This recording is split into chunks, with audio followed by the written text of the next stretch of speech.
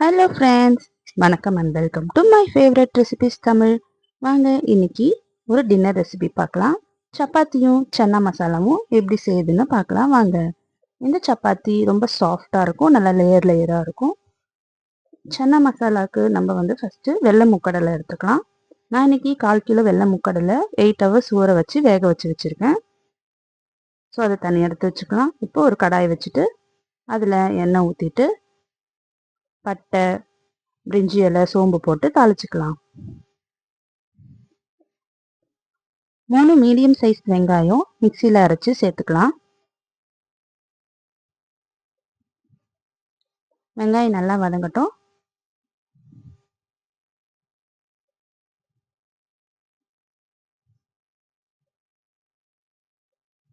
இந்த மாதிரி நம்ம அரைச்சி சேர்க்கறதுனால கிரேவி நல்லா டேஸ்ட்டாக இருக்கும், நல்ல திக்னஸ் கொடுக்கும்.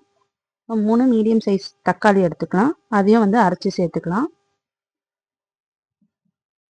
இது நல்லா பச்சை வாசனை போகிற அளவுக்கு நல்லா வதக்கிக்கலாம் ஒரு 5 நிமிஷம்.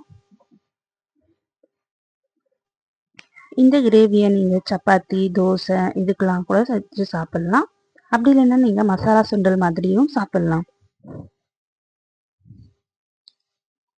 ஸோ ஒரு 2 நிமிஷம் நல்லா வதங்கிடுச்சு. இன்னும் கொஞ்சம் நேரம் வதங்கின அப்புறமா நம்ம மசாலாலாம் சேர்த்துக்கலாம்.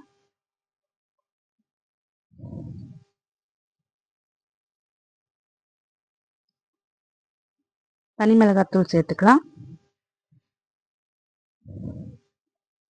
தனியாத்தூள் சேர்த்துக்கலாம், மஞ்சத்தூள் சேர்த்துக்கலாம், ஒரு ஸ்பூன் கரம் மசாலா சேர்த்துக்கலாம்.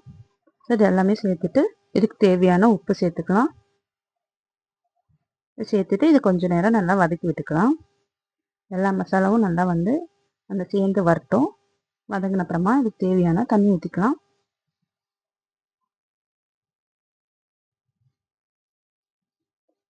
நல்லா வதங்கிடுச்சு மசாலாலாம். இப்போ ஒரு டம்ளர் தண்ணி ஊற்றிக்கலாம்.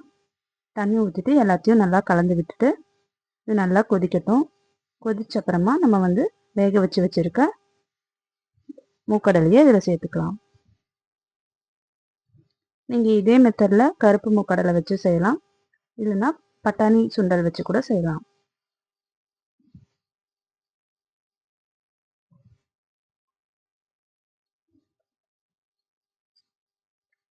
நல்லா வெந்துடுச்சு. இதை லைட்டாக நம்ம மசிச்சு விட்டுட்டு அதை அந்த கிரேவியில் நம்ம சேர்த்துக்கலாம்.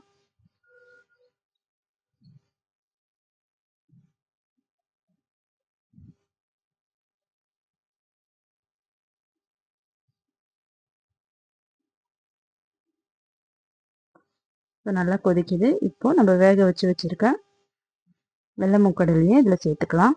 சேர்த்துட்டு இதுக்கு மேலே கொத்தமல்லி கருவேப்பிலை போட்டுட்டு இது ஒரு 2 நிமிஷம் கொதிக்க விட்டு எடுத்தோம்னா சன்னா மசாலா ரெடி ஆகிடும்.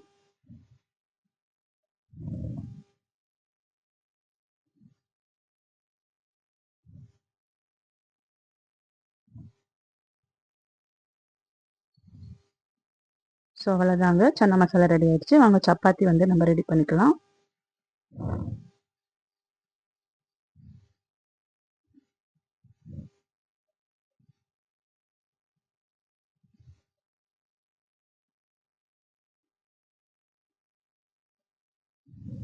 ஸோ சப்பாத்தி செய்கிறதுக்கு நம்ம எப்பயுமே மாவு பிசைவோம் இல்லையா, அதேமாரியே பிசைஞ்சிக்கலாம்.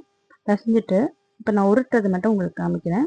இந்த லேயராக வர்றதுக்காக நம்ம சப்பாத்தி எப்பயும் உருட்டுற மாதிரி உருட்டிட்டு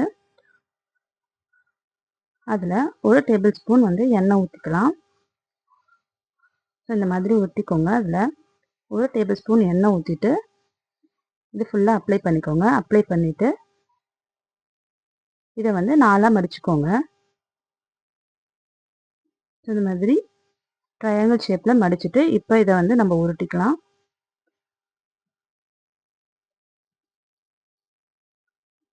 இந்த மாதிரி நம்ம ஆயில் அப்ளை பண்ணி இந்த மாதிரி உருட்டுறதுனால உள்ளே அந்த லேயராக வரும். நல்லா சப்பாத்தியும் நல்லா சாஃப்டாக இருக்கும். இப்போ இதை போட்டு எடுத்துக்கலாம்.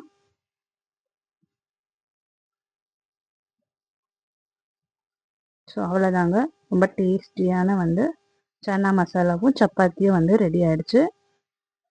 நீங்களும் இதை செஞ்சு பாருங்கள். செஞ்சு பார்த்துட்டு எப்படி இருந்ததுன்னு கமெண்ட் பண்ணுங்கள். இந்த சப்பாத்தி நீங்கள் வந்து ஒரு நாள் ஃபுல்லாக கூட வச்சுருந்தா கூட நல்லா சாஃப்டாக இருக்கும். நீங்கள் எங்கன்னா ட்ராவல் பண்ணும்போது கூட இந்த சப்பாத்தி செஞ்சு எடுத்துகிட்டு போகலாம். ஸோ அவ்வளோதாங்க. லைக் பண்ணுங்கள், ஷேர் பண்ணுங்கள், நம்ம சேனலை சப்ஸ்கிரைப் பண்ணிக்கோங்க. தேங்க்யூ ஃபார் வாட்சிங்.